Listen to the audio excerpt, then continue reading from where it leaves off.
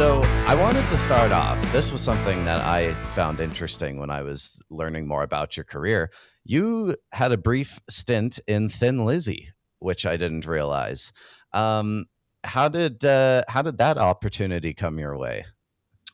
Well, growing up in Glasgow in Scotland, I used to go and see, when I was an aspiring young guitar player, I used to go and see the bands who would do the circuit or the small rock clubs and stuff. And I remember seeing uh, a, Thin Lizzy when they were a three-piece band, way back in the 70s. It must have been early 70s. And absolutely fell in love with Philip's voice and the style, the songs he was writing. It was really good. Then I went to see another band that he'd been associated with, a band called Skid Row, not the American poodle hair rock Skid Row, but the original Skid Row with a 16-year-old Gary Moore playing guitar. And that blew me away as well. So weirdly, I got to know Philip just before I moved from Glasgow to London, and we used to hang out together. And he watched me as I formed Visage and ended up joining Ultravox.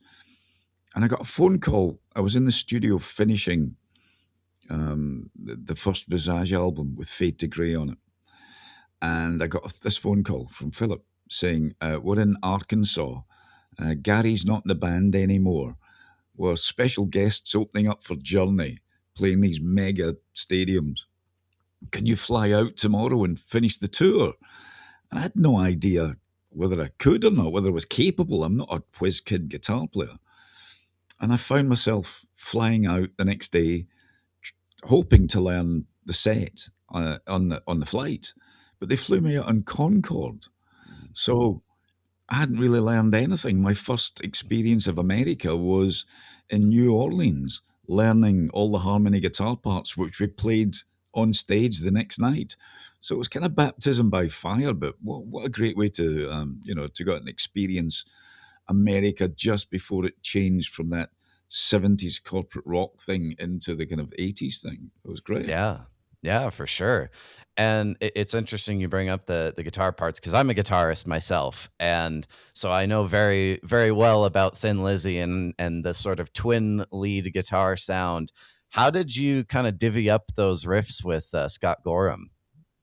Well, Scott, because I was the newcomer, obviously, it was a tall order just learning the harmony guitar parts. Every song had harmony guitar riffs and stuff in there.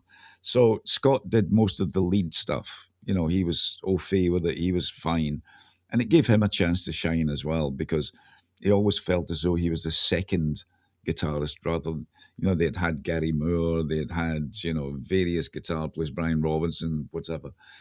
So Scott got a chance to shine playing his stuff because he's really good. And I was quite happy just doing the chords and doing the harmony guitar parts. I'm just happy being there. I'd never been to America. I'd never been to North America at all.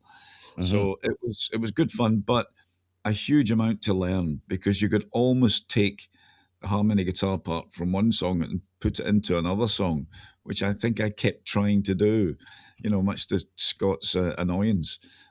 So it took a couple of days for it to settle in. But yeah, we were on stage in front of 30,000 people, the first night. It's crazy. Yeah.